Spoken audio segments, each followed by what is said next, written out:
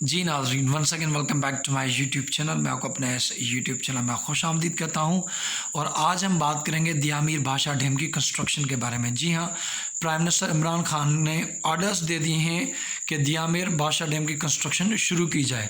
तो हम जानने की कोशिश करेंगे कि दियामीर भाषा डैम की कंस्ट्रक्शन के बाद कितने मेगावाट्स बिजली पैदा की जाएगी, कितने मिलियन एकड़ फीट स्टोर किए जाएंगे और उससे कितनी जॉब्स वगैरह क्रिएट की जाएंगी। तो आज का लेक्चर काफ़ी अहम होने वाला है। आई होप कि आपको ये पसंद आएगा। लेक्चर को शुरू करने से पहले आपसे रिक्वेस्ट है कि अगर आप मेरे चैनल पर नए हैं तो प्लीज़ चैनल को सब्सक्राइब कीजिएगा, आपकी बड़ी मेहरबानी होगी। और ये न्यूज़ ब्रेक की है आसिम सलीम बाजवा। ये Asim Saleem ex major general हैं।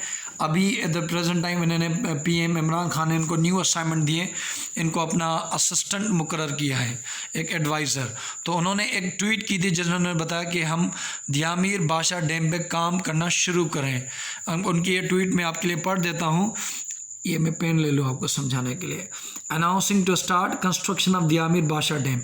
तो उन्होंने कहा है कि आज मैं अनाउंस कर रहा हूँ कि हम दियामीर भाषा डैम की कंस्ट्रक्शन शुरू करने लगे हैं और ये एक तरह से हिस्टोरिक न्यूज़ है for all generations of Pakistan. आने वाली जितनी भी जनरेशन होंगी उनके लिए एक हिस्टोरिक है। मैं आपको बताऊंगा कि आने वाली जनरेशन पे ये कैसे इम्पैक्ट करेगा, इवन ये ओवरऑल डैम किस तरह से इम्पैक्ट करेगा। और उन्होंने कहा कि इस तरह से ये क्रिएट करेगा 16,500 जॉब, तकरीबन 16,500 जॉब्स जो होंगी वो इस डैम की वजह से क्रिएट होंगी। क्योंकि जब डैम बनेगा तो बंदे वहाँ पे काम करेंगे उसकी मेंटेनेंस वगैरह। तो आसिम सलीम बाजवा ने कहा है कि 16,500 तक यहाँ से जॉब्स क्रिएट होंगी इस दियामीर भाषा डैम की कंस्ट्रक्शन के साथ। और तकरीबन 4,500 मेगावाट बिजली प्रोड्यूस होगी। हाइडल कहते हैं पानी से प्रोड्यूस होने वाली बिजली। तो 4,500 मेगावाट्स बिजली भी होगी। काफ़ी ये एक तरह से ग्रेट कंट्रीब्यूशन होगी हमारे मौजूदा जो बिजली पैदा की जाती है। और काफ़ी हमारी बिजली जो आज के टाइम में पाकिस्तान में प्रोड्यूस होती है वो ऑयल के जो प्लांट्स होते हैं, जैसे ऑयल पे चलते हैं, वहाँ से प्रोड्यूस होती है। और वो काफ़ी हमें महंगे भी पड़ते हैं और हमारे इन्वायरमेंट के लिए भी सही नहीं, क्योंकि तेल हमारे पास है नहीं। तेल हम बाहर से मंगाते हैं, जब बाहर से मंगाते हैं तो डॉलर में पे करता है, जब डॉलर में पे करता है तो महंगाई यहाँ बढ़ जाती है, क्योंकि डॉलर पाकिस्तान के पास इतने रहते नहीं। और जब ये हम ऑयल को बर्न करके जो बिजली प्रोड्यूस करते हैं वहाँ से क्लाइमेट चेंज, ग्लोबल वार्मिंग के भी इश्यूज आ जाते हैं। तो एक तरह से अगर हम ये डैम बनाएंगे तो 16,500 जॉब्स क्रिएट होंगी। एक तरह से प्राइम मिनिस्टर इमरान खान का वादा था कि वो जॉब्स क्रिएट करेंगे, तो 16,500 जॉब्स यहाँ से आएंगी। 4,500 मेगावाट बिजली हमारी एक तरह से नेशनल ग्रिड में शामिल होगी।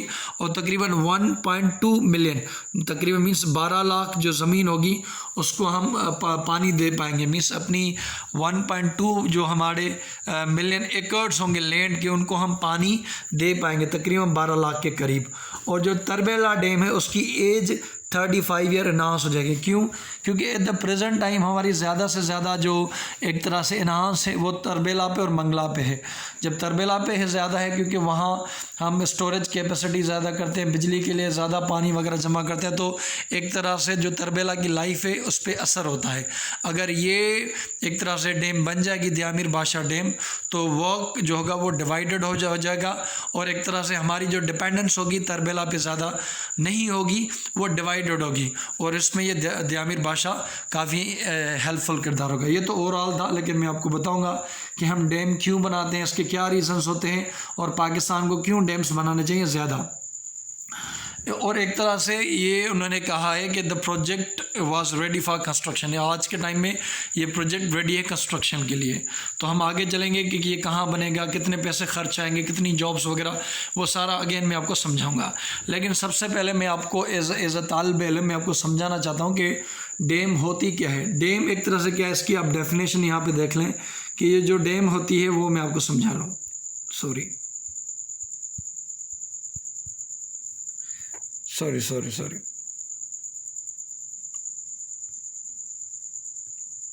हाँ, अब हम बात करते हैं कि डैम होती क्या है। इसको समझने के लिए, ये थोड़ा गलत हो गया इसके लिए मासी। Barrier constructed to hold water and raise its level, forming reservoir used to generate electricity as a water supply. अब होता क्या है कि अगर कोई ऐसी जगह मौजूद होती है आपकी कंट्री के अंदर, तो वहाँ पे ये एक तरह से दीवार बनाई जाती है। ये दीवार क्यों बनाई जाती है? क्योंकि ये जब यहाँ पे आप दीवार बनाते हैं तो पानी यहाँ पे रुक जाता है। जब पानी रुकेगा तो पानी के लेवल बढ़ती जाएगी। फिर क्या होता है कि ये यहाँ पे इनके डोर्स होते हैं वो खोले जाते हैं। जब डोर खोले जाते हैं तो वहाँ पे बिजली के टरबाइंस लगा जाते हैं। जैसे इनके डोर्स खोले जाते हैं तो ये पानी वहाँ से आता है और इन टरबाइंस को मूव करता है। जैसे ही वो टरबाइंस मूव होंगे तो वहाँ से इलेक्ट्रिसिटी जनरेट होगी। आपने ज़्यादातर एक पठानों की साइकिल देखी होगी जिनके बैक साइड पे एक बल्ब लगा होता है, तो जैसे ही वो टायर मूव करता है तो एक तरह से वो बल्ब जलता है। वैसे ही क्या होगा कि यहाँ पे जब ये दीवार बनाई जाएगी तो पानी एक तरह से होल्ड होगा। वैसे ये पानी बह रहा है बह रहा है बह रहा है, कंटिन्यूस उसकी फ्लो जारी है। लेकिन जब ये दीवार बन जाएगी तो पानी को रोका जाएगा, और जब रोकेंगे, जब अपनी मर्जी से हम उसे खोलेंगे तो यहाँ पे टरबाइंस होंगे, जब वो रोटेट करेंगे तो बिजली प्रोड्यूस हो जाएगी। और एक तरह से ये डैम का फ़ायदा भी होता है, क्योंकि डैम का सिर्फ एक नहीं कि आप यहाँ से बिजली प्रोड्यूस करो, डैम के कई सारे फ़ायदे होते हैं। जैसे अगर आपने पानी को कंट्रोल नहीं किया तो फ्लड आ सकती है, तो आपकी जो डैम की वजह से दीवार होती है पानी के सामने, आप उस पानी को रोक सकते हो, आप पानी के फ़्लो को रोक सकते हो, आप पानी के फ़्लो को कंट्रोल कर सकते हो, आप पानी के फ़्लो को नेविगेट कर सकते हो। और यहाँ से डिफरेंट कैनाल्स वगैरह भी बनते हैं। तो आप एक तरह से जब डैम बनाते हो, एक तरह से अपना पानी जो आपका ज़ाया हो जाता है उसे आप स्टोर करते हो, उसी पानी से आप बिजली पैदा करते हो। उसी पानी को आप, अगर फ्लड डैम ना हो तो फ्लड्स ज़्यादा आ जा सकते हैं। इसी पानी से हम अपने कैनाल्स वगैरह बना सकते हैं, जिसको हम लैंड में दे के वहाँ अपनी फसलें वगैरह उगा सकते हैं।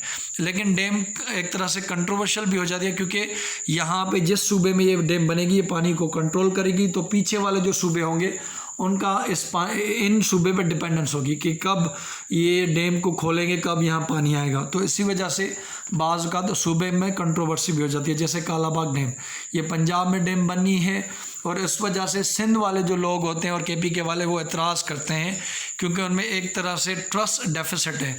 लेकिन यहाँ पे ये सच कुछ मैटर नहीं है दियामीर के मामले में। तो यहाँ पे ये डैम बनेगी, पानी यहाँ पे स्टोर होगा, वहाँ से बिजली और इनके लिए आप यूज़ कर सकते हो। तो डैम का मकसद ये होता है कि पानी को स्टोर करना, उसी पानी से बिजली पैदा करना, एक तरह से ज़मीन को इरीगेट करना, वाटर को यूज़ करना, फ्लड को रोकना। और पानी अगर दीवार ना हो तो ये ज़ाया भी हो सकता है, जाके ये इन दी एंड में समंदर में चला जाएगा। तो ऐसे कुछ डैम होती है।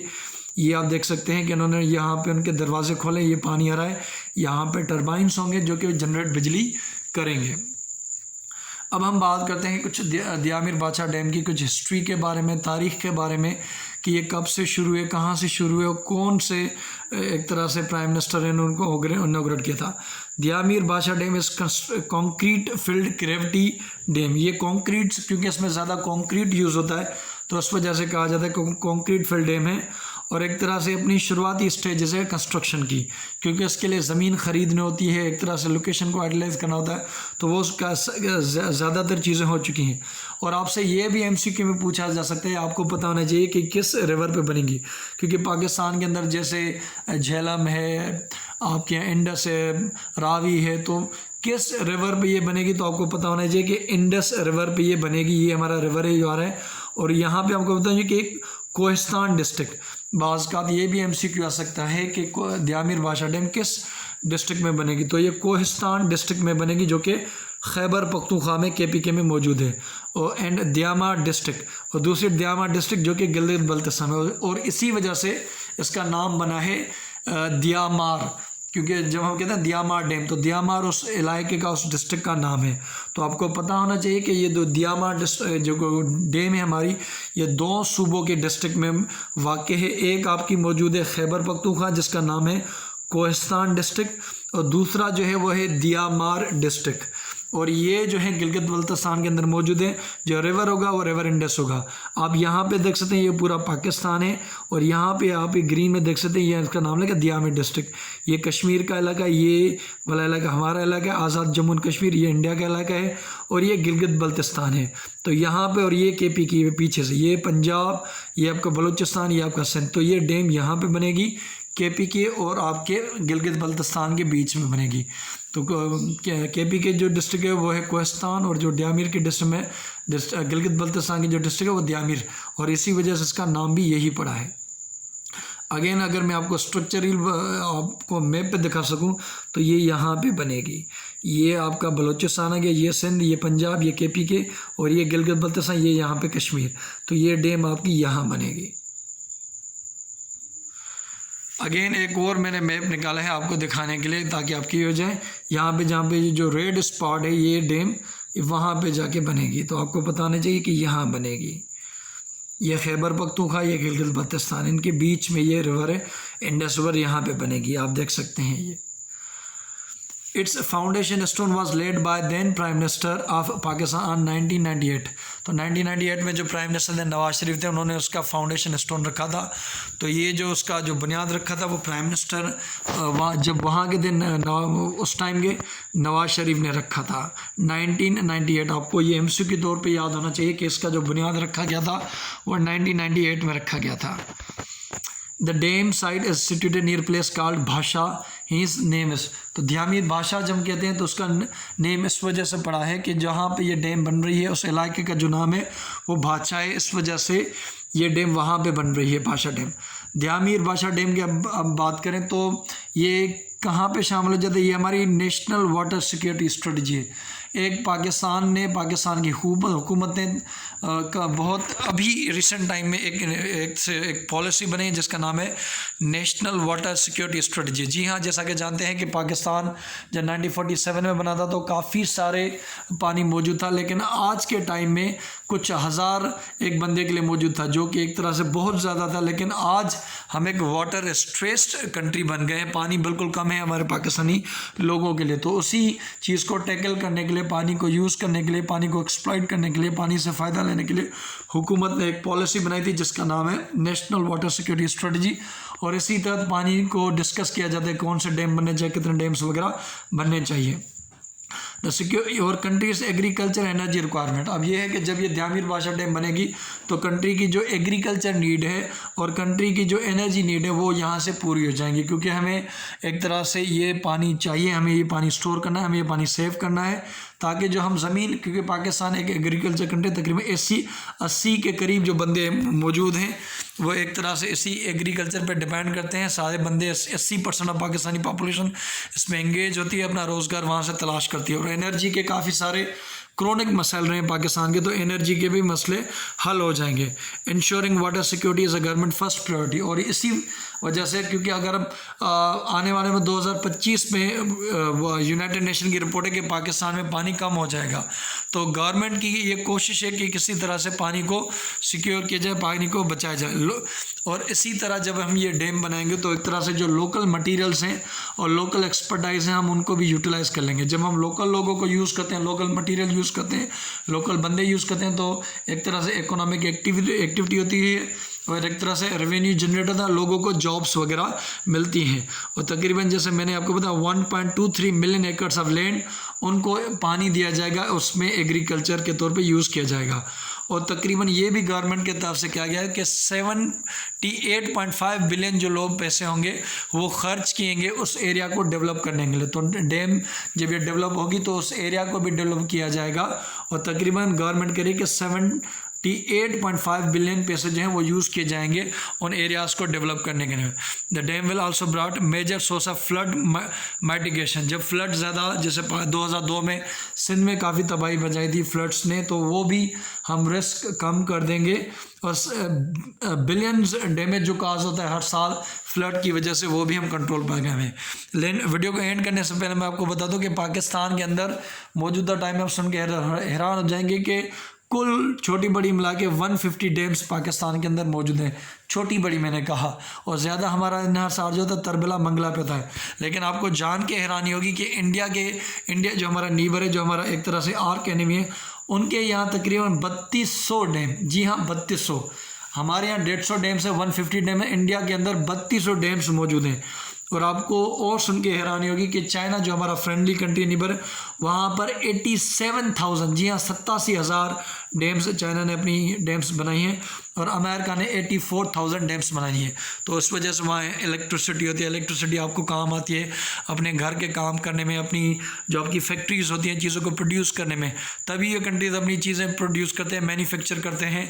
और जो वहाँ पे प्लांट वगैरह लगाना चाहता है तो उनको बिजली सस्ती देते हैं, तो वहाँ से चीज़ें बनती है। जब ये चीज़ें बनती है तो इंटरनेशनल मार्केट में सेल आउट करते हैं और एक तरह से उनके पास अच्छे खासे पैसे होते हैं। हमारे यहाँ क्योंकि प्लांट बिजली नहीं होती, प्लांट लगते नहीं तो चीज़ें बाहर सेल कम करते हैं। जब चीज़ें सेल कम करते हैं, फिनिश्ड गुड्स सेल कम करते हैं, तो एक तरह से रेवेन्यू वगैरह आता नहीं और फिर हम एंड अप होते हैं अगेन टुवर्ड्स द IMF। तो सूबों में एक तरह से हार्मोनी होना चाहिए, सूबों में एक तरह से ट्रस्ट होना चाहिए और ज़्यादा से ज़्यादा डैम्स बनाए जाएं ताकि एक तरह से जो आने वाले इशूज़ हैं हम अपना पानी सेव कर सकें, फ्लड्स को रोक पाएँ और पानी को अच्छे से यूटिलाइज़ करना चाहें। थैंक यू सो मच, देखने का बहुत शुक्रिया। अल्लाह हाफ़िज़।